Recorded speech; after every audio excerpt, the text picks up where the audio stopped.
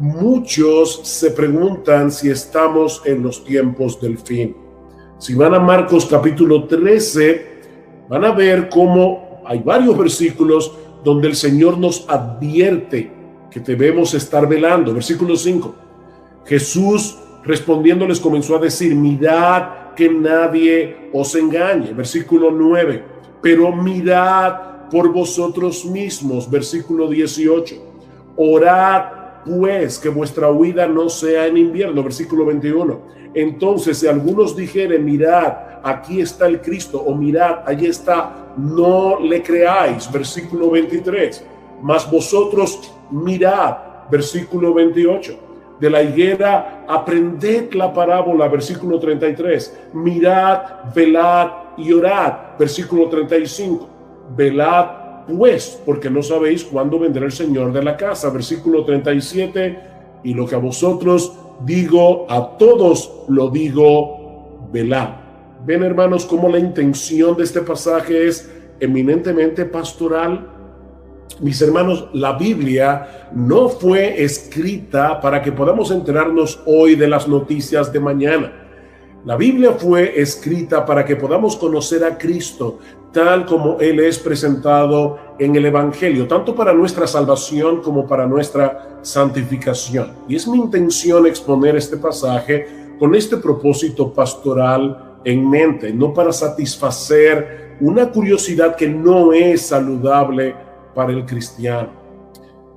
Habiendo hecho esta aclaración y a la luz de la inquietud que hemos planteado ya sobre las señales del fin del mundo, en esta ocasión quiero concentrarme básicamente en los primeros 13 versículos de Marcos 13 y los pasajes paralelos que se encuentran en Mateo 24 y en Lucas 21. Así que permítanme, antes que todo, colocar este texto en su contexto. Y por favor, yo les pido, mis hermanos, que tengan paciencia. Cuando yo era niño y nos mudamos de un pueblo a la capital, mi familia estaba construyendo la casa paterna, y mientras hacían los cimientos de la casa, lo que nosotros llamamos la zapata, nosotros íbamos continuamente y a mí me daba la impresión de que la construcción no estaba avanzando. Bueno, yo les voy a pedir que tengan paciencia porque vamos a tener que primero echar los cimientos y puede ser que te dé la impresión de que no estamos avanzando, pero te vas a dar cuenta después cómo este contexto es tan importante para entender el tema que nos ocupa en esta tarde. Este discurso de Monte de los Olivos fue pronunciado durante la Semana de la Pasión, que comenzó el llamado Domingo de Ramos, cuando Jesús entró por última vez en la ciudad de Jerusalén para celebrar la Pascua con sus discípulos.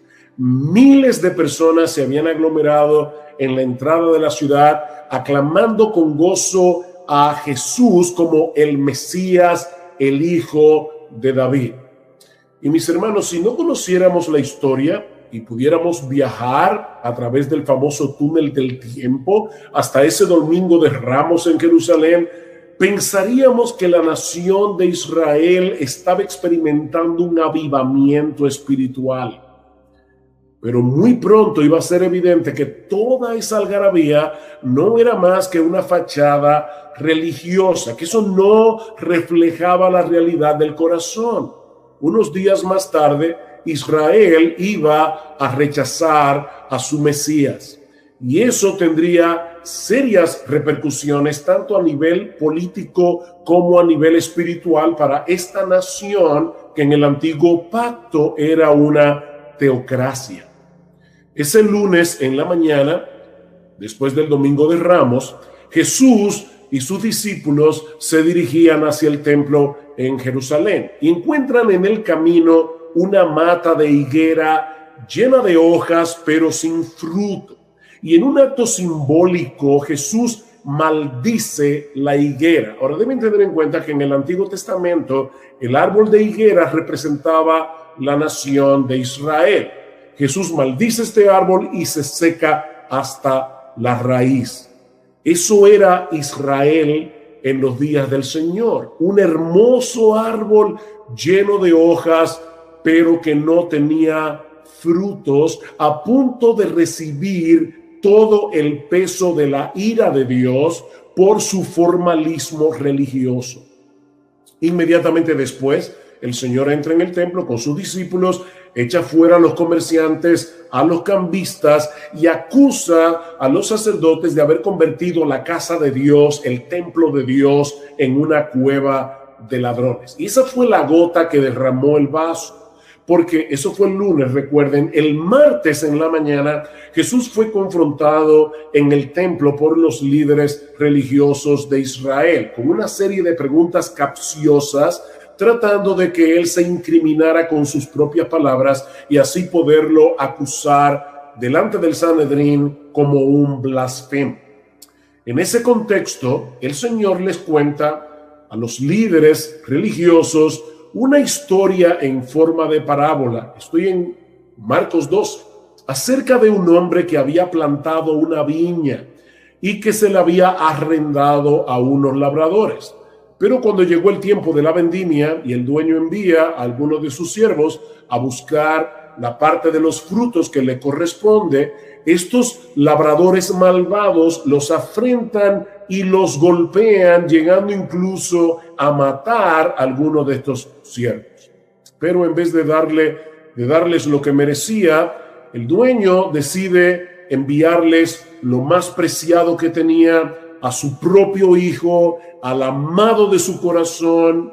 Lo dice el texto que echándole mano, lo mataron y lo arrojaron fuera de la viña. Comienzan a ver, hermanos, la intención de esta parábola. Y ahora Jesús les pregunta, ¿qué hará entonces el dueño de la viña? Y ellos responden, llevará a esos miserables a un fin lamentable y arrendará la viña a otros labradores que le paguen los frutos a su tiempo. Recuerden, hermanos, eso es inmediatamente antes del discurso del Monte de los Olivos.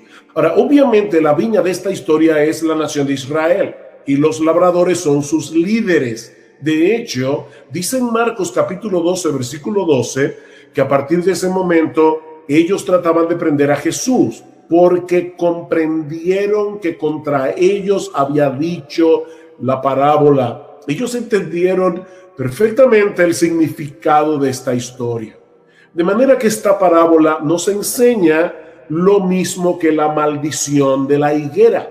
Israel perdería su estatus de nación teocrática y la viña sería entregada a otros labradores, la iglesia, que sí producirían los frutos que se esperaba de ella.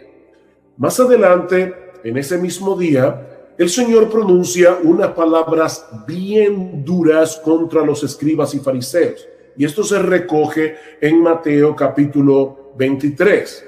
Ahora recuerden, Mateo tiene su discurso del Monte de los Olivos en el capítulo 24. Así que este discurso contra los líderes de Israel se encuentra inmediatamente antes del discurso del Monte de los Olivos. Y de nuevo Jesús vuelve sobre el mismo tema, el juicio de Dios contra Israel. Dice en Mateo 23, por tanto, mirad, yo os envío profetas, sabios y escribas. De ellos a unos los mataréis y crucificaréis, y a otros los azotaréis en vuestras sinagogas y los perseguiréis de ciudad en ciudad. Y ahora escuchen, mis hermanos, para que recaiga sobre vosotros la culpa de toda la sangre justa derramada sobre la tierra, desde el justo Abel hasta la sangre de Zacarías, a quien asesinasteis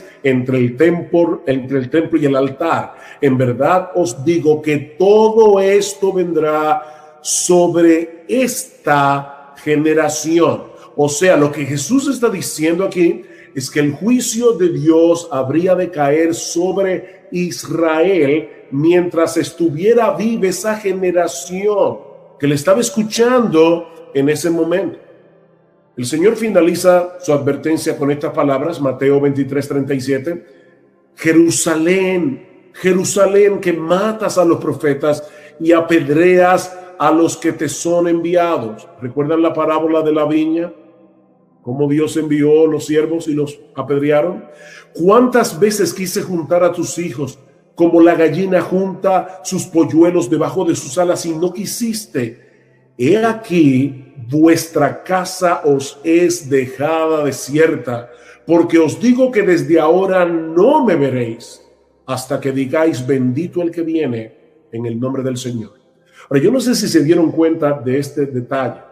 Aunque Jerusalén era la ciudad de Dios y el templo de Salomón era la casa de Dios, ahora Cristo le llama vuestra casa. Vuestra casa os es dejada desierta. Mis hermanos, cuando Jesús salió del templo ese martes, fue para no regresar a ese lugar nunca más. De manera que en ese momento el templo dejó de ser la casa de Dios para convertirse en un edificio más. Porque, mis hermanos, ¿qué es lo que hace al templo la casa de Dios? Que la gloria de Dios esté allí. ¿Y quién es la gloria de Dios encarnada? Nuestro Señor Jesucristo. De hecho, ¿no tiene algo interesante en Marcos capítulo 3, en el versículo 4? Jesús sale del templo, dice aquí, y se va con sus discípulos al monte de los olivos. Dice el versículo 4, y se sentó en el monte, versículo 3, y se sentó en el monte de los olivos frente al templo. Yo no creo que eso haya sido por casualidad o porque ese era el monte que quedaba más cerca. En los capítulos 10 y 11 del libro de Ezequiel, y yo les dije que tuvieran paciencia, que estamos haciendo, ¿verdad?, los cimientos de la casa. En los capítulos 10 y 11 del libro de Ezequiel, el profeta ve en una visión cómo la gloria de Dios abandona el templo por causa de la apostasía del pueblo. Y esta es una forma simbólica de expresar el castigo de Dios sobre la nación. Un castigo que se manifestó cuando los babilonios destruyeron la ciudad y el templo en el año 587 antes de Cristo. Pero hay un detalle sorprendente en esta profecía del libro de Ezequiel. Dice en el versículo 23 del capítulo 11 que la gloria del Señor se elevó en medio de la ciudad y se detuvo sobre el monte que está al oriente, es decir, el monte de los olivos, como vemos claramente en Zacarías capítulo 14, versículo 4. La gloria de Dios dejó el templo antes de ser destruido por los babilonios, y eso es exactamente lo que está sucediendo aquí. La gloria de Dios encarnada, ese verbo que se hizo carne, del quien dice Juan en Juan 1:14, y vimos su gloria, gloria como del unigénito del Padre, lleno de gracia y de verdad. Esa gloria encarnada estaba abandonando el templo para ir a sentarse en el monte de los olivos. Esa casa fue dejada desierta, como profetizó Jesús, porque la gloria de Dios, que era Él mismo, ya no regresaría al templo nunca más. Un templo sin gloria es un edificio como cualquier otro. Mis hermanos, eso es lo que está en el trasfondo del discurso del Monte de los Olivos. Ese es el contexto. Y eso nos lleva ahora al segundo encabezado de este mensaje, es la profecía de Jesús sobre la destrucción del templo. Recuerden, Jesús les dice, vuestra casa os es dejada desierta, esta casa va a ser destruida. Tal parece que estas palabras de Jesús habían dejado en shock a los discípulos. ¿Cómo era posible que el templo, la casa de Dios, fuera destruida? Vean el versículo 1 de Marcos 13. Saliendo Jesús del templo, le dijo uno de sus discípulos, Maestro, mira qué piedras y qué edificios. Como diciendo, ¿y de verdad el templo será destruido? Mis hermanos, para que ustedes tengan una idea de lo que esa profecía implicó cuando Jesús la pronunció, y eso de paso es una de esas pruebas incidentales de la veracidad de las Escrituras. Este templo había comenzado a ser remodelado por Herodes el Grande a partir del año 19 antes de Cristo. Herodes era famoso no solo por su crueldad, sino también por sus proyectos de construcción. pero ninguna de sus obras se compara con el templo de Jerusalén. Para que ustedes tengan una idea, todo el complejo del templo cubría 35 acres de terreno, es decir, el equivalente a unas 12 canchas de fútbol. Y se calcula que algunas de las piedras que se emplearon para su construcción pesaban 1.000.000 de libras. Algunas de las columnas que soportaban el pórtico eran tan anchas que apenas podían ser abarcadas por 3 hombres tocándose por las puntas de los dedos. De manera que para los judíos era impensable que un edificio de esa magnitud pudiera ser destruido, aparte de que era la casa de Dios. Pero la destrucción predicha por Jesús sería de tal magnitud que el templo iba a ser arrasado desde sus cimientos. Versículo 2. Jesús respondiendo le dijo: ¿ves estos grandes edificios? No quedará piedra sobre piedra que no sea derribada. No quedará piedra sobre piedra. Este iba a ser el clímax de la ira de Dios sobre esta nación por haber desechado a su Mesías, y es lo que se describe en los versículos 14 al 23 de Marcos 13. En mi postura es que los versículos 14 al 23 de Marcos 13 no predicen los días antes de la segunda venida, sino la destrucción de Jerusalén y del templo. El pasaje paralelo de Lucas 21 no deja lugar a dudas con respecto a esto. Dice Lucas: pero cuando veáis a Jerusalén rodeada de ejércitos, ese es el pasaje paralelo de esta porción de Marcos. Cuando veáis a Jerusalén rodeada de ejércitos, sabed entonces que su desolación está cerca. Entonces los que estén en Judea huyan a los montes. El Señor no puede haber estado hablando de los eventos que habrían de suceder inmediatamente antes de su segunda venida, porque más adelante, en Lucas 21-24, Él dice a los judíos: caerán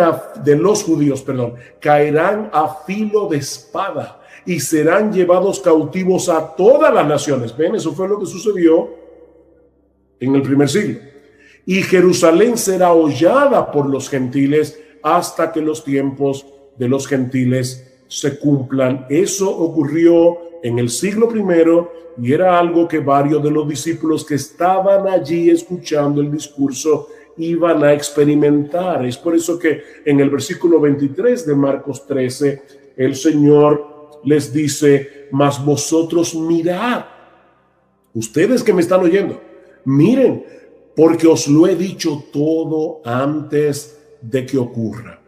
Tito, el hijo del emperador Vespasiano, atacó la ciudad de Jerusalén en abril del año 70 después de Cristo. Pero la ciudad resistió por un tiempo hasta que finalmente el 24 de julio los romanos capturaron la fortaleza Antonia. El 24 de agosto quemaron las puertas del templo y 2 días después le prendieron fuego al santuario.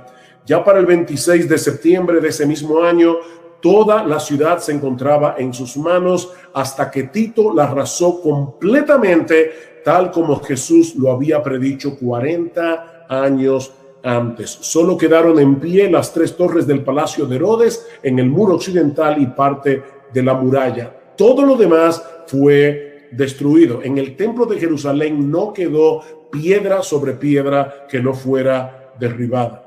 De acuerdo al historiador Flavio Josefo, más de 1.000.000 de personas murieron durante el asedio, aparte de los 97.000 judíos que fueron capturados y vendidos como esclavos. Mis hermanos, esto fue una masacre total. Es por eso que Cristo va a decir en esa porción de Marcos que esa sería la tribulación más grande que la nación de Israel ha sufrido como teocracia, ni sufrirá jamás.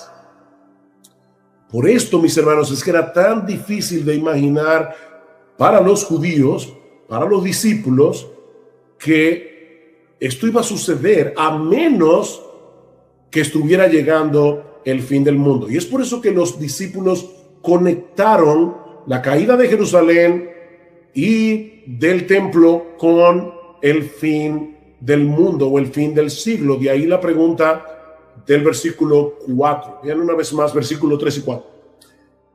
y se sentó en el monte de los olivos frente al templo, y Pedro, Jacobo, Juan y Andrés le preguntaron aparte: dinos, ¿cuándo serán estas cosas? ¿Y qué señal habrá cuando todas estas cosas hayan de cumplirse? Perdón. En el pasaje paralelo, en el Evangelio de Mateo, encontramos la pregunta en una forma más completa. Dinos cuándo serán estas cosas, es decir, la destrucción de Jerusalén y del templo, y qué señal habrá de tu venida y del fin del siglo. ¿Ven cómo los apóstoles parecen estar conectando estos eventos al mismo tiempo? La destrucción de Jerusalén y el templo por un lado, y la segunda venida de Cristo y el fin del mundo por el otro. Pero Jesús quiere hacerles ver ahora que habrá un lapso de tiempo indefinido entre estos eventos. De ahí las advertencias del Señor que encontramos en los versículos 5 al 13, lo que me lleva a mi próximo encabezado, las advertencias de Jesús. La primera de esas advertencias la encontramos en los versículos 5 al 8, y es que tengan cuidado los discípulos de no dejarse engañar por las supuestas señales de su venida y del fin del mundo. Por favor, lean conmigo Marcos 13. Voy a pedirles, yo no sé si ustedes están captando con mi computadora el ruido que hay alrededor, pero estamos en elecciones y eso es lo que pasa en mi país, se convierte en un carnaval. Pero escuchen lo que dice versículos 5 al 8. Jesús respondiéndoles comenzó a decir: mirad que nadie os engañe, porque vendrán muchos en mi nombre diciendo yo soy el Cristo, y engañarán a muchos. Mas cuando oigáis de guerras y de rumores de guerras, no os turbéis, porque es necesario que suceda así, pero aún no es el fin. Porque se levantará nación contra nación y reino contra reino, y habrá terremotos en muchos lugares, y habrá hambres y alborotos, y Lucas menciona también habrá pestes, habrá pestilencias, principios de dolores son estos. ¿Se dan cuenta, hermanos? Esta enseñanza de Jesús es tan clara que resulta increíble la cantidad enorme de personas que han sido engañadas a lo largo de la historia, pensando que el fin del mundo estaba a la vuelta de la esquina, porque algunos de estos eventos, como los que el Señor está describiendo aquí, estaban ocurriendo. Pero Jesús les dice: vendrán falsos cristos, oiréis de guerras y rumores de guerras, naciones se levantarán nación contra naciones para pelear contra otros, reino contra reino, habrá terremotos, hambrunas, pestes, pandemias, pero todavía no es el fin, dice el Señor en el versículo 7. Estos solo son principios de dolores, dice Jesús en el versículo 8, y esta es una posible referencia a los dolores de la mujer encinta. Es como si Jesús estuviera diciendo que la historia del mundo ya está preñada para dar a luz en algún momento el evento glorioso de la segunda venida de Cristo. Pero ¿saben qué, mis hermanos? No tenemos ni idea del tiempo que va a durar el parto. Si hay hermanas que me están mirando, y seguramente sí, muchas que han dado a luz, saben que una mujer puede estar 3 horas en labor de parto, otra puede estar 20 horas en labor de parto. Hay hermanas que han durado hasta un día, mujeres que duran más de un día en labores de parto. Nosotros no sabemos qué tiempo va a durar este parto, eso nadie lo sabe. Sí sabemos que los dolores de la mujer encinta se intensifican y se hacen más seguidos a medida que se acerca el alumbramiento del bebé. Y de la misma manera, podemos suponer que las señales que el Señor está mencionando aquí serán más intensas, serán más seguidas a medida que nos acercamos a su venida y al fin del mundo. Pero eso sigue siendo muy impreciso. Déjenme darles un ejemplo. Imaginen por un momento a los creyentes que vivieron a principios del siglo XX. En 1914, estalla la Primera Guerra Mundial, que termina en 1918, 4 años más tarde, con un saldo de unos 20 millones de muertos entre civiles y militares y una cantidad similar de soldados heridos. Y sin hablar de cómo eso afectó la economía mundial.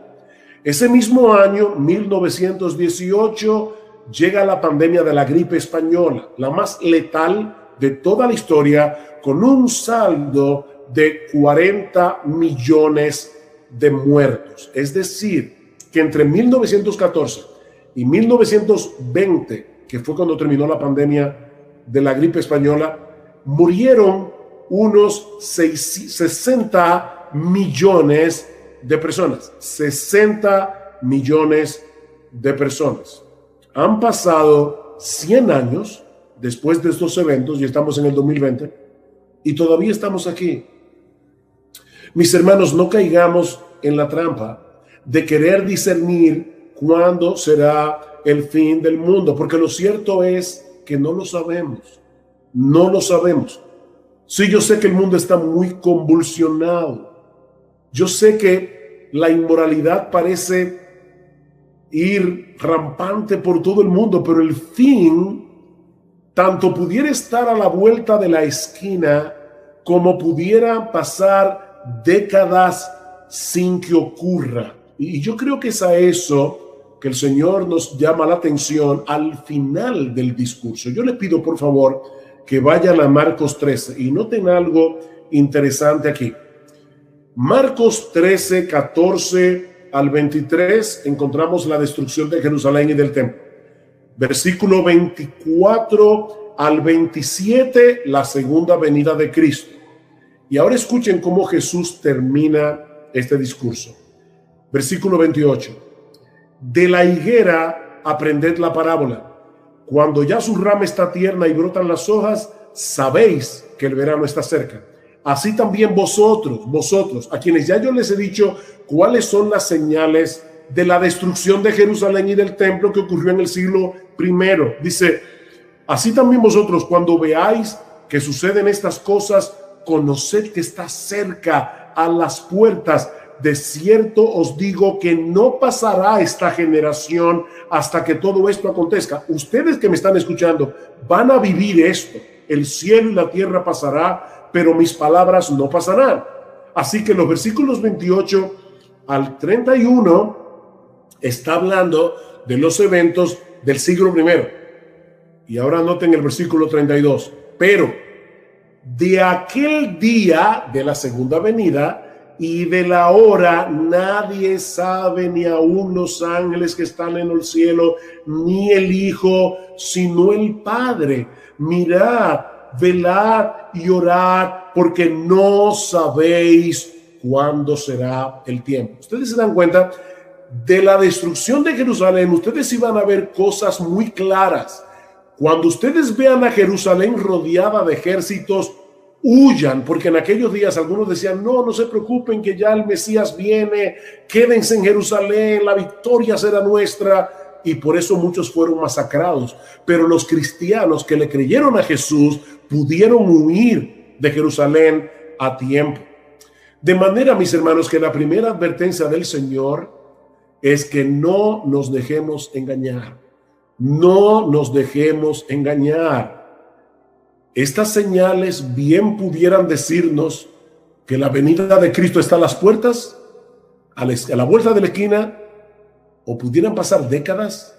Nosotros no lo sabemos. La segunda advertencia del Señor es la que encontramos en los versículos 9 al 13 de Marcos 13. Versículo 9 al 13. Pero mirad por vosotros mismos, porque os entregarán a los concilios y en las sinagogas os azotarán y delante de gobernadores y de reyes os llevarán por causa de mí para testimonio a ellos. Y es necesario que el evangelio sea predicado antes a todas las naciones, pero cuando os trajeren para entregaros, no os preocupéis por lo que habéis de decir, ni lo penséis, sino lo que os fuere dado en aquella hora, eso hablad, porque no sois vosotros los que habláis, sino el Espíritu Santo. y el hermano entregará la muerte al hermano, y el padre al hijo, y se levantarán los hijos contra los padres y los matarán, y seréis aborrecidos de todos por causa de mi nombre, mas el que persevere hasta el fin, este será salvo. Básicamente, lo que el Señor nos está diciendo aquí es que los creyentes vamos a sufrir persecución de un modo u otro por causa de Él, por causa de nuestra relación con Él. Pero en vez de detener el avance de la iglesia, esas persecuciones servirán más bien para el avance del evangelio. ¿Vieron el versículo 9? Mirad, el versículo 9, por vosotros mismos, porque os entregarán a los concilios en las sinagogas, delante de los gobernadores y reyes os llevarán por causa de mí. ¿Para qué? Para testimonio a ellos. Y eso lo vemos claramente en el libro de los Hechos. A los apóstoles dando testimonio del evangelio delante de las autoridades judías y romanas, cada vez que fueron llamados a comparecer ante las sinagogas y los tribunales por causa del Señor Jesucristo. Versículo 10. Y es necesario que el evangelio sea predicado antes a todas las naciones. Mis hermanos, ese es otro indicativo de que la segunda venida de Cristo no habría de suceder inmediatamente después de la destrucción de Jerusalén y del templo, y es el hecho de que el evangelio debía ser predicado antes a todas las naciones. Ese es el trabajo de los profetas. Llamar al pueblo al arrepentimiento, llamar al pueblo a volverse de sus ídolos para refugiarse en Dios. Dice, yo los llamé una y otra vez a través de los profetas, pero no quisieron. He aquí, vuestra casa se os deja desierta, porque os digo que desde ahora en adelante no me veréis más hasta que digáis, bendito el que viene en el nombre del Señor. Wow, interesante el cambio de lenguaje que se ha producido aquí. Mis hermanos, Jerusalén era la ciudad de Dios porque allí se encontraba la casa de Dios, el templo. ¿Ustedes recuerdan la palabra de Jesús cuando purificó el templo el día anterior? Mi casa será llamada casa de oración, mas vosotros la habéis hecho cueva de ladrones. Mi casa, pero ahora Cristo dice vuestra casa. Vuestra casa se os deja desierta. ¿Qué estaba pasando aquí? Mis hermanos, cuando Jesús salió del templo ese martes para no regresar nunca más, no solo lo estaba dejando físicamente, Cristo como el Dios encarnado lo estaba abandonando espiritualmente. En ese momento el templo dejó de ser la casa de Dios para convertirse en un edificio más. De hecho, ¿no tiene algo sumamente interesante en el versículo 4 de Marcos 13? Dice, versículo 1, dice, cuando salía del templo, uno de sus discípulos le dijo, maestro, mira qué piedras y qué edificios. Jesús les dijo, ves, estos grandes edificios, no quedará piedra sobre piedra que no sea derribada. Y estando él sentado en el monte de los olivos, frente al templo, Pedro, Jacobo, Juan y Andrés le preguntaron en privado, ¿cuándo sucederá esto? ¿Dónde estaba Jesús? En el monte de los olivos. Y yo no creo que eso haya sido por casualidad o porque era el monte más cerca. En los capítulos 10 y 11 del libro de Ezequiel, el profeta ve una visión apocalíptica. Recuerden que las visiones eran bien extrañas para nosotros los occidentales, pero él ve una visión cómo la gloria de Dios abandona el templo por causa de la idolatría. Y era una forma simbólica, una visión que él estaba viendo de cómo Dios iba a castigar la nación por su pecado. Un castigo que se manifestó cuando los babilonios destruyeron la ciudad y el templo en el año 587 antes de Cristo. Ahora hay un detalle sorprendente en esta profecía del libro de Ezequiel. Dice en el versículo 23 del capítulo 11, en esa visión que él está viendo, la gloria del Señor sale del lugar santísimo, se posa en la muralla del templo Y luego dice que la gloria del Señor se elevó de en medio de la ciudad y se detuvo sobre el monte que está al oriente, es decir, el monte de los olivos, como dice en Zacarías capítulo 14 versículo 4. Así que la gloria de Dios dejó el templo y se posa en el monte de los olivos antes de ser destruido por los babilonios. Ahora, mis hermanos, déjenme hacerles una pregunta. ¿Cuál es la manifestación final y definitiva de la gloria de Dios? Hablando acerca de la encarnación de Jesús, dice en Juan capítulo 1 versículo 14: y el verbo se hizo carne y vimos su gloria, gloria como del unigénito del Padre, lleno de gracia y de verdad. Jesús es la encarnación de la gloria de Dios. Por eso es que más adelante Él va a decir: ustedes verán al Hijo de Dios viniendo con las nubes del cielo. ¿Qué se manifestaba con las nubes del cielo en el Antiguo Testamento? La gloria de Dios. Así que en ese día de la semana de la pasión, la gloria de Dios en Jesús estaba abandonando el templo para irse a sentar en el monte de los olivos. Ahora entendemos mejor las palabras de Jesús en Mateo 23. He aquí, vuestra casa se os deja desierta. ¿Por qué? Porque os digo que desde ahora en adelante no me veréis más. ¿Ven el punto? Vuestra casa es desolada, es la misma palabra que se usa en griego aquí. Vuestra casa será desolada porque ustedes no me verán más hasta que digáis: bendito el que viene en el nombre del Señor. Pero yo le voy a hacer una pregunta. ¿Esas palabras no le suenan familiares? Bendito el que viene en el nombre del Señor. Eso fue lo que los judíos dijeron cuando Jesús entró en Jerusalén el domingo de Ramos. Y ahora Jesús está diciendo: sí, ustedes me aclamaron a mí ese domingo diciendo: bendito el que viene en el nombre del Señor, hosana en las alturas. Pero todo eso era de la boca para afuera. Lo que Jesús está diciendo aquí es: Dios los está abandonando porque no me reconocieron a mí como el Mesías.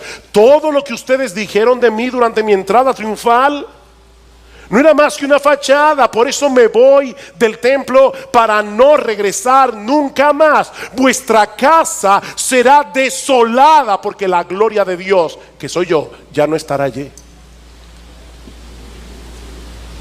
Por eso es que alguien decía: con Jesús no hay alternativa. O Jesús era un loco, o era un farsante, o era Dios. Como dice el C.S. Lewis: no me salgas con esa condescendencia hacia Jesús diciendo que era un gran hombre. No, si Jesús no era Dios, Él no era un gran hombre.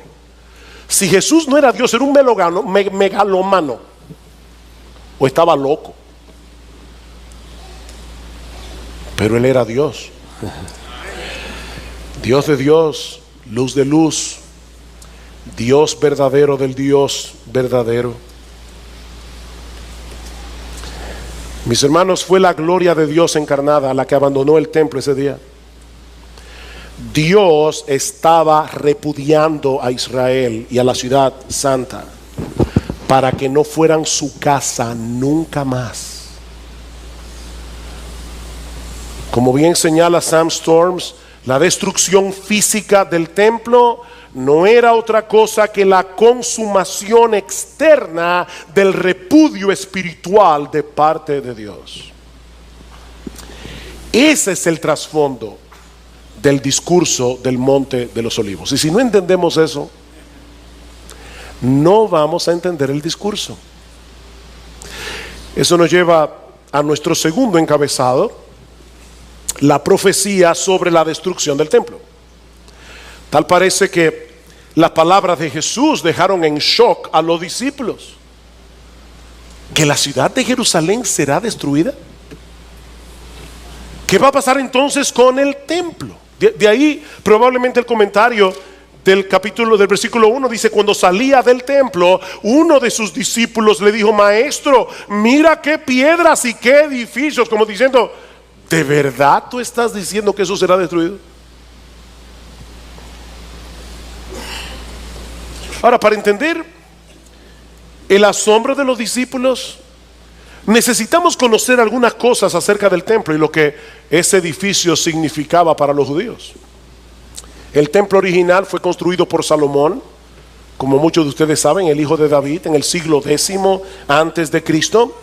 Pero tal como dijimos hace un momento, fue destruido por los babilonios en el 587, por lo que el templo tuvo que ser reconstruido en el año 516 antes de Cristo, cuando los israelitas volvieron del exilio babilónico.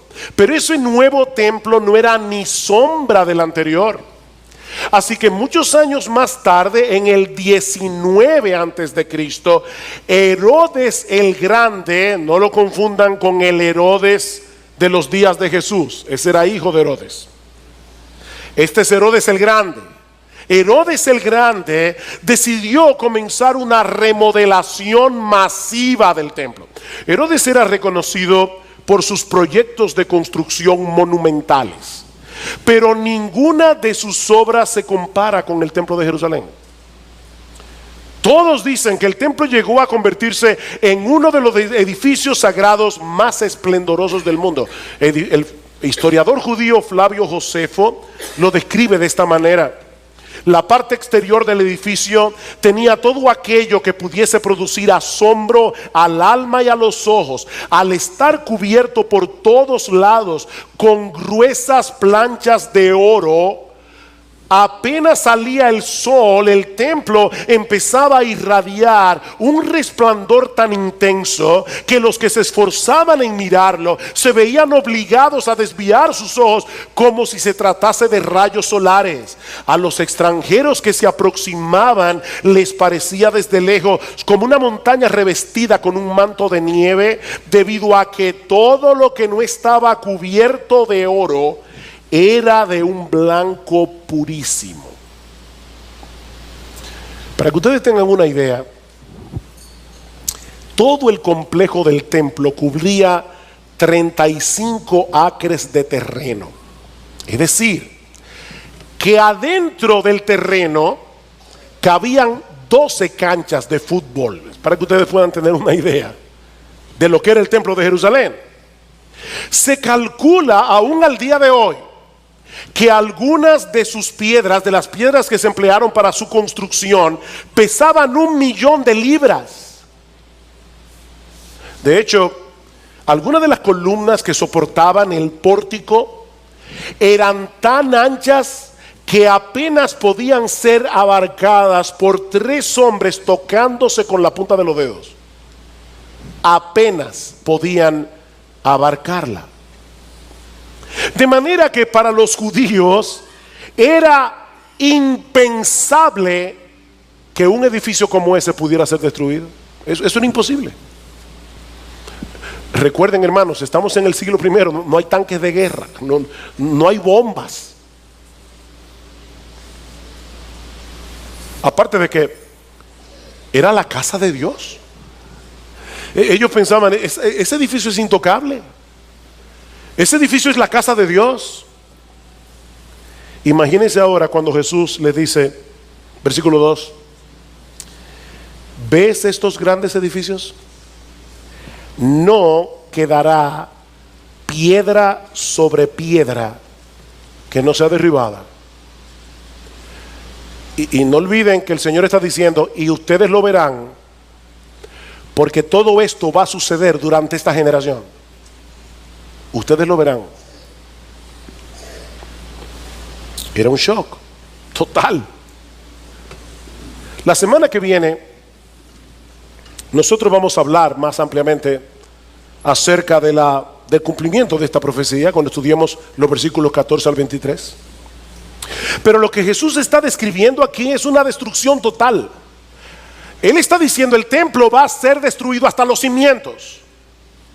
No quedará piedra sobre piedra. Y no solo el templo será destruido, toda la ciudad de Jerusalén será destruida. Ese será el clímax de la ira de Dios sobre esta nación por haber desechado a su Mesías. Por eso les decía hace un momento, Israel estaba a punto de suicidarse como nación. En Lucas, el pasaje paralelo, Lo describe de esta manera. Recuerden la pregunta de los discípulos: ¿cuándo va a suceder esto? En Lucas 21 el Señor les dice: cuando veáis a Jerusalén rodeada de ejércitos, sabed entonces que su desolación está cerca. Es la misma palabra de Mateo 23:38 cuando dice: vuestra casa se os deja desierta. Ahora está diciendo: cuando veáis a Jerusalén rodeada de ejércitos, sabed que la destrucción está cerca. Por eso los que estén en Judea huyan a los montes. ¿Saben que los historiadores se extrañan? Porque eso lo vamos a ver más ampliamente la semana que viene. Estoy aquí tratando de no meterme más allá, pero es difícil aguantar la tentación.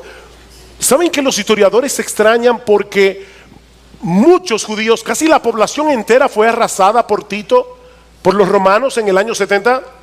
Pero muy pocos cristianos murieron, muy pocos. ¿Saben por qué? Porque ellos tomaron en serio las palabras de Jesús. Y cuando ellos vieron el ejército de Vespasiano, comandado por Tito su hijo, ellos no le hicieron caso a los que decían: no se preocupen, que ya Cristo viene, ya la salvación está cerca, no se vayan de Jerusalén, nosotros vamos a resistir como hombres. Dijo: no, nuestro Señor nos dijo que huyamos a los montes. Y se salvaron.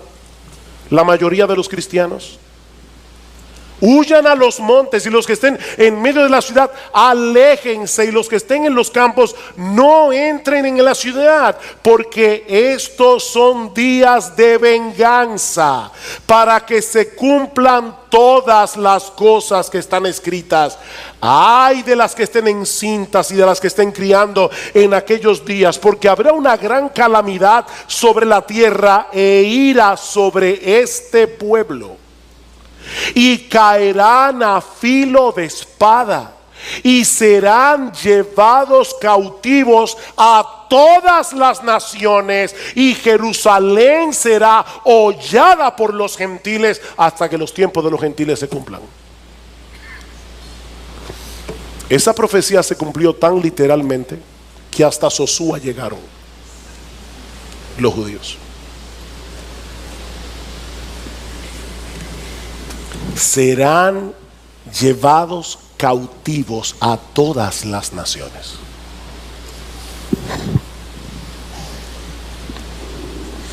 Eso era tan difícil de imaginar para los discípulos, que es muy probable que en la mente de ellos asociaran estos eventos con el fin del mundo.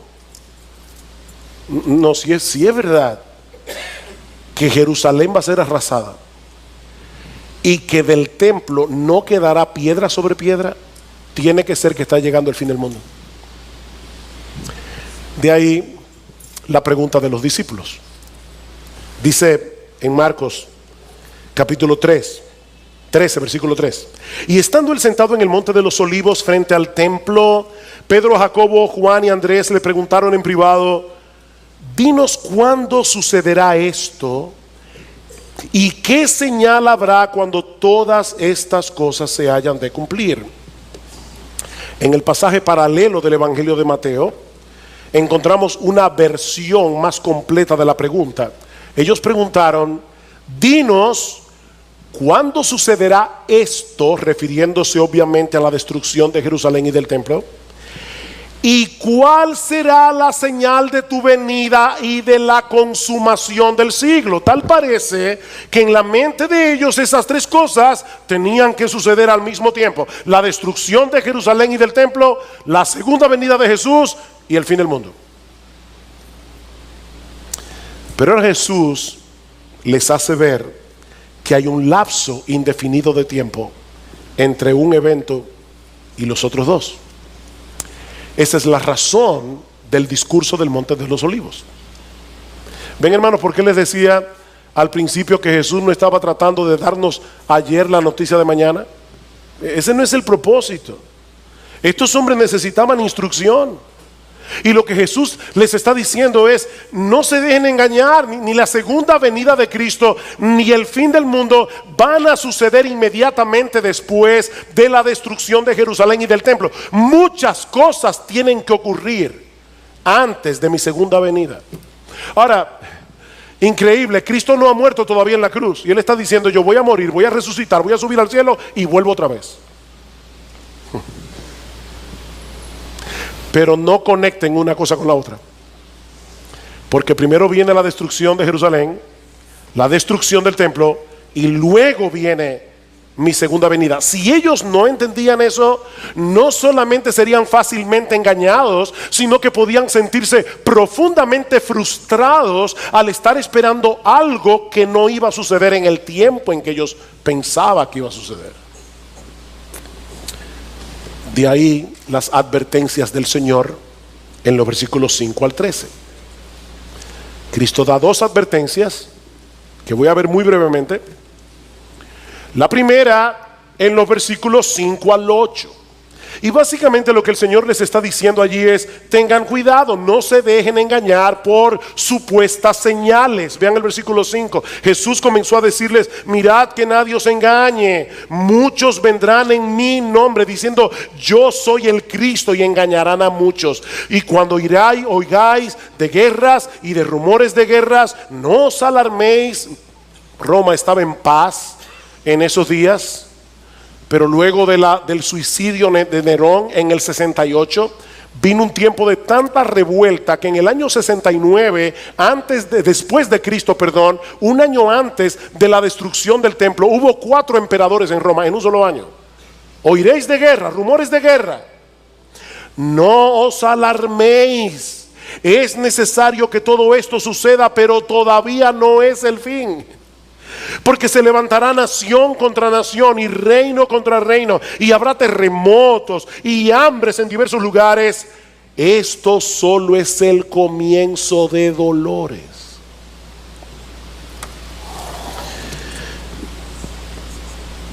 La enseñanza de Jesús es tan clara en este pasaje que no deja de ser increíble que a lo largo de los siglos tantas personas hayan sido engañadas creyendo que ciertos eventos son señales del fin cuando no lo son.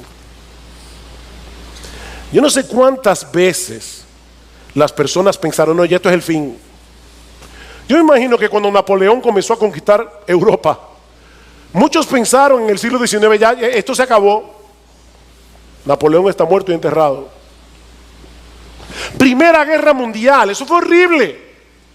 Bueno, esto sí que ya es el fin del mundo. No, no es el fin del mundo. Van a oír de guerra, rumores de guerra, reino contra reino, nación contra nación. Que esos no son señales del fin, dice Jesús. No estén buscando indicios en los periódicos. Surge Hitler en Alemania, el ataque a Polonia, la Segunda Guerra Mundial. Bueno, ahora sí que no, que no es el fin, dice Jesús. Increíble, ¿verdad? ¿Cómo? ¿Qué es lo que le pasa a la gente? Que no leen la Biblia.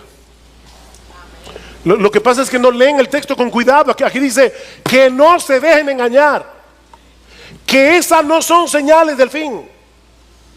Eso es lo que va a estar pasando a lo largo de toda la historia hasta que yo vuelva en gloria. No se dejen engañar. Vendrán falsos cristos, oiréis de guerra, rumores de guerra, nación contra nación, reino contra reino, terremotos, hambrunas. Pero todavía no es el fin. Mis hermanos amados, no se pongan a buscar las noticias en los periódicos. Bueno, ya eso no existe casi en internet. No se pongan a buscar noticias buscando algún indicio de la venida de Cristo, porque van a terminar extraviándose. Esto es solo el comienzo de dolores, dice Jesús. Y esta es una referencia a los dolores de la mujer encinta.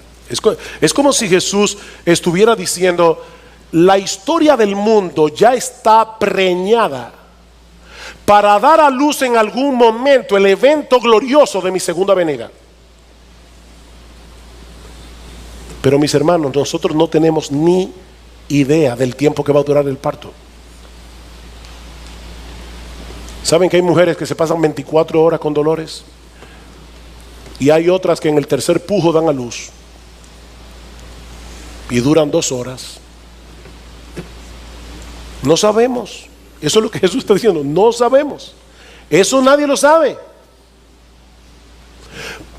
Tal vez, y digo esto con cuidado, pero tal vez pudiéramos decir que así como los dolores de la mujer encinta se van intensificando y haciendo cada vez más agudos a medida que se acerca el alumbramiento del bebé, bueno, de una manera similar, las señales que el Señor está mencionando aquí puede que se intensifiquen y se hagan más seguidas y agudas a medida que nos acercamos a su segunda venida, pero aún eso es muy impreciso. ¿Cómo sabemos cuántas guerras, cuántos terremotos, cuántas hambrunas tienen que llegar para que Jesús regrese en gloria? Así que primera advertencia, no se dejen engañar. Segunda advertencia, versículos 9 al 13. El Señor les dice, los creyentes van a sufrir persecución durante toda esa era, de un modo u otro, por causa mía, dice Jesús.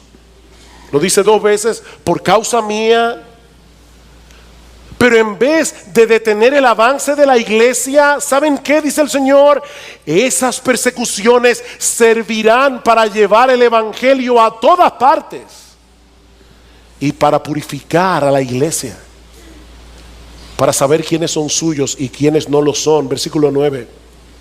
Pero estad alertas, porque os entregarán a los tribunales y seréis azotados en las sinagogas y compareceréis delante de gobernadores y reyes por mi causa, para testimonio a ellos. Voy a usar, dice el Señor, esas mismas persecuciones para que ustedes lleguen a lugares donde probablemente no habrían podido llegar de otra forma. Y en esos lugares, delante de reyes, delante de gobernadores, ustedes van a dar testimonio de mí. Van a dar testimonio de mí. Versículo 10. Pero primero el evangelio debe ser predicado a todas las naciones. Es como si el Señor estuviera diciendo, no se preocupen por las persecuciones, la iglesia nunca será exterminada. Hay momentos, ¿verdad?, en que parece que el mal, el humanismo secular se va a tragar a la iglesia. Jesús dice, no importa cuánta persecución haya, la iglesia va a durar hasta que yo vuelva. Porque este evangelio será predicado a todas las naciones. Este es un indicativo claro, mis hermanos, de que la segunda venida no podía suceder inmediatamente después de la destrucción del templo. Y no tengo una palabrita importante. Primero el evangelio debe ser predicado. ¿Vieron eso? Es un deber. Primero el evangelio debe ser predicado. Mis hermanos, para nosotros no es una opción predicar el evangelio. Nosotros estamos aquí en este mundo para predicar el evangelio. Y dice Cristo, y ese evangelio va a llegar a todas las naciones. Y el evangelio de Mateo añade, y entonces vendrá el fin. Entonces vendrá el fin. ¿Recuerdan la promesa dada a Abraham?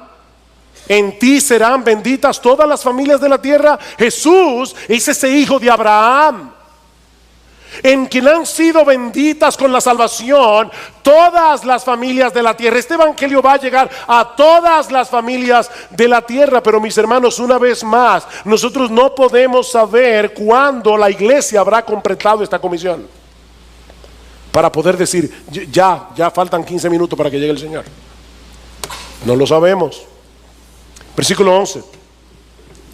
Y cuando os lleven y os entreguen, no os preocupéis de antemano por lo que vais a decir, sino que lo que os sea dado en aquella hora, eso hablad, porque no sois vosotros los que hablad, sino el Espíritu Santo. Imagínense a los apóstoles escuchando, estos 12 pescadores, la mayoría de ellos pescadores, hombres del pueblo, y Jesús les está diciendo, ustedes van a ser llevados delante de reyes, van a ser llevados delante de gobernadores y van a dar testimonio de mí.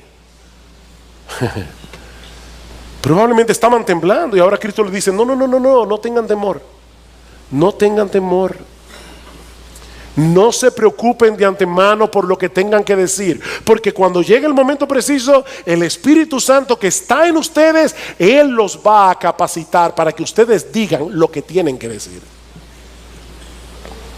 Él les dará el coraje, Él les dará las palabras. Y ¿saben qué, mis hermanos? Aunque esa promesa se cumple primariamente en los apóstoles, secundariamente para todos nosotros, porque después de Pentecostés el Espíritu Santo mora en todos los que son verdaderos creyentes. Yo no sé a cuántos de ustedes les ha pasado, pero hay momentos en que uno conoce a cierta persona que, ya sea por su posición o por lo que sea, uno se siente intimidado. Si a ti no te ha pasado, te felicito. A mí me ha pasado. Y uno dice: Señor, yo tengo que predicarle el evangelio. Yo no sé ni cómo voy a comenzar, pero por favor, Señor, ayúdame. Y es increíble cómo el Señor de repente abre la boca, uno comienza a hablar. Y yo no sé si a ti te ha pasado esto que yo he experimentado, pero hay momentos que yo me pregunto: ¿y soy yo que estoy hablando? Y yo sé que soy yo, no hay ninguna inspiración aquí, pero hay una capacitación especial del Señor para predicar su palabra. Así que no tengan temor. No tengan temor. Versículo 12. Y el hermano entregará la muerte al hermano, y el padre al hijo, y los hijos se levantarán contra los padres y les causarán la muerte, y seréis odiados de todos por causa de mi nombre. No es fácil experimentar persecución de parte del gobierno, pero mis hermanos, cuando esa persecución viene de la familia, es mucho más doloroso, es mucho más difícil de soportar. Pero mis hermanos, eso es lo que millones de creyentes han tenido que sufrir a lo largo de la historia. En lugares islámicos hay padres que han entregado a muerte a sus propios hijos por haberse convertido al cristianismo. Yo conocí a un joven médico de Arabia Saudita y él nos contaba su historia. ¡Wow! ¿Cuánto sufrió ese muchacho? De mano de su propia familia por haberse convertido al Señor. Y noten que Jesús no está hablando aquí de un simple rechazo de parte de los miembros de la familia. No, es mucho más que eso. Jesús está diciendo aquí que el aborrecimiento del mundo hacia Él es tan profundo que por causa de nuestra identificación con Él, dice: seréis aborrecidos de todo por causa mía. Dicen aquellos lugares y momentos donde el evangelio es ilegal, donde ser cristiano es ilegal, el hermano entregará la muerte al hermano, el padre al hijo, los hijos se levantarán contra los padres y los harán morir. ¡Wow! Siempre se ha dicho, ¿verdad?, que la sangre pesa más que el agua, refiriéndose a la inclinación natural que sentimos hacia los miembros de nuestra propia familia, sobre todo la familia inmediata. Pero Jesús nos está diciendo en este texto que el aborrecimiento que el mundo siente hacia Él puede llegar a quebrantar esos lazos de amor y convertirse en rechazo y aborrecimiento, simplemente porque somos cristianos.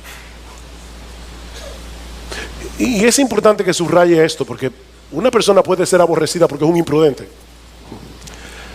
Yo cometí muchas imprudencias, sobre todo cuando estaba acabado de convertir. Me acuerdo predicándole a mi mamá de una manera tal, recién convertido, que mi mamá me dijo: si tú sigues hablándome de esa manera, te voy a dar una galleta. Y para aquellos que no saben lo que es una galleta, porque lo están viendo por internet y están en otros países, no es una galletica de chocolate, es una bofetada. Ahora, ¿saben que yo me lo gané? Yo no siempre he sido prudente predicando el evangelio y me avergüenzo de eso. Pero por más prudente que tú seas, vas a ser rechazado. Mi hermano, tú sigues a un Salvador que fue crucificado. Tú sigues a un Salvador que fue clavado en una cruz. Tú no puedes esperar que el mundo te trate mejor de lo que lo trató a él.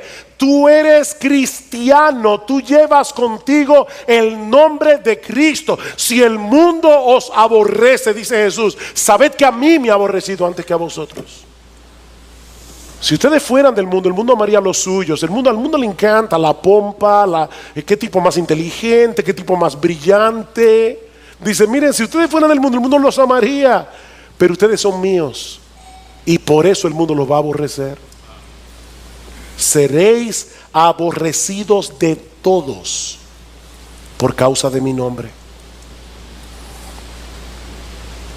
pero el que persevere hasta el fin, ese será salvo. El que persevere hasta el fin. Por eso decía al principio, las persecuciones purifican la iglesia, porque sirven para separar a los verdaderos creyentes de lo que no lo son. Dice Cristo, el reino de los cielos se hace fuerte y solo los violentos lo arrebatan. El cristianismo no es para blandengues, no lo es. El cristianismo no es para gente cobarde. Cristo dice, van a tener que enfrentar persecución. De hecho, en la parábola del sembrador, en Lucas capítulo 8, versículo 13, Cristo mismo dice, hay personas que creen por algún tiempo, pero en el tiempo de la prueba se apartan, no lo aguantan. Ahora, la enseñanza de este texto no es que un verdadero creyente puede perder su salvación si no persevera hasta el fin. No. Lo que Jesús nos está enseñando aquí es que los verdaderos creyentes son aquellos que perseveran hasta el fin, aún en medio de las persecuciones. Esos son los que de verdad creyeron, aún en medio de las circunstancias difíciles de la vida. Queridos hermanos, ser cristiano nunca ha sido fácil y nunca lo será. Ser cristiano nunca ha sido fácil y nunca lo será. Cristo no era de estos predicadores populares que hay en el día de hoy. Ven a Cristo y todos tus problemas se van a solucionar. No, yo te estoy diciendo en esta mañana, ven a Cristo y probablemente vas a tener más problemas.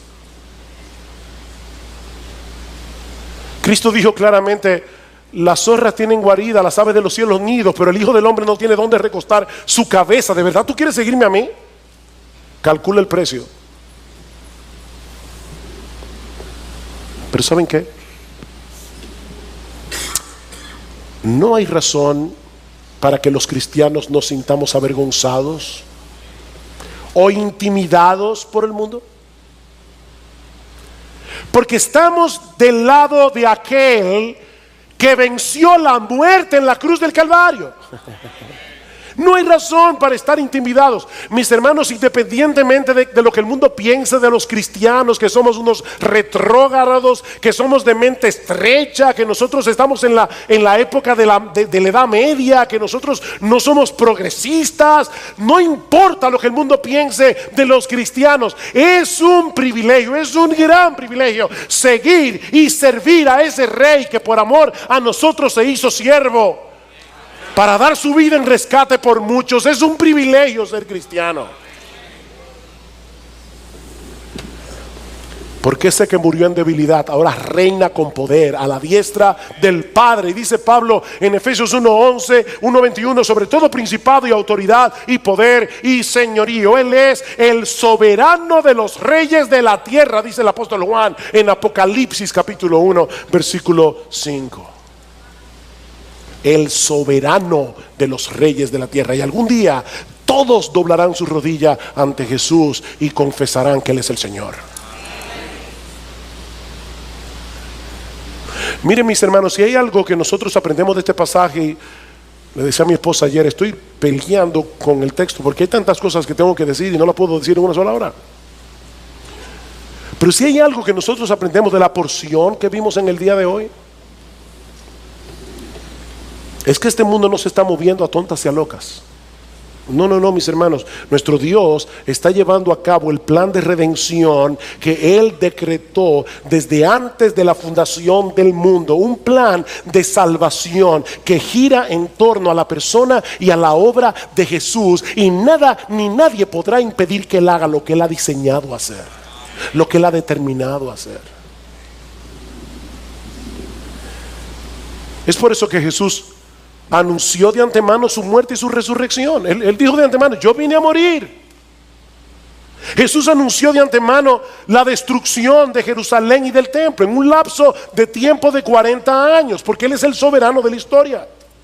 Jesús anunció de antemano que los judíos serían esparcidos por todo el planeta Tierra por haberlos rechazado a Él. Jesús anunció que Él iba a edificar a su iglesia. Jesús anunció que la iglesia iba a prevalecer hasta la segunda venida a pesar de las persecuciones, que las puertas del Hades no prevalecerían contra la iglesia. Jesús anunció de antemano que su evangelio sería predicado a todas las naciones. Jesús anunció que Él regresará en gloria por segunda vez desde los cielos cuando todo se haya cumplido. Él es el Señor de la historia. Él es Rey de reyes. Él es Señor de señores. Y algún día todos aquellos que se han rendido ante su soberanía y han venido a Él en arrepentimiento y fe, reinaremos juntamente con Él.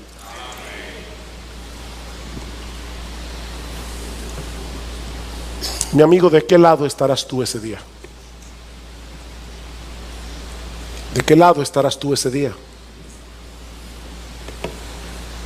¿Te has rendido a sus pies, reconociendo tus pecados, confiando en la obra de salvación que Él hizo en la cruz del Calvario? No en tu propia justicia, no en tu propia decencia, no en tu propia moral. Has venido a Cristo en arrepentimiento, confiando en su obra de redención, cuando Él derramó su sangre para lavarnos de nuestros pecados. De tal manera que hoy tú puedes decir con toda certeza y a boca llena que Jesús es tu Señor, no el del otro, tu Señor. Porque si no es así, mi amigo, yo te invito en esta mañana a que depongas tu enemistad y tu orgullo y vengas humillado a Él. Porque no hay manera de ganar esta batalla contra aquel que venció la muerte y reina con poder a la diestra del Padre. No hay manera de ganar esta batalla. Ven a Cristo, mi amigo, y ven ahora, cuando todavía estás a tiempo de arreglar tus cuentas con Él. Porque ¿sabes qué? Él ha prometido no desechar a nadie que venga ante Él buscando perdón y misericordia.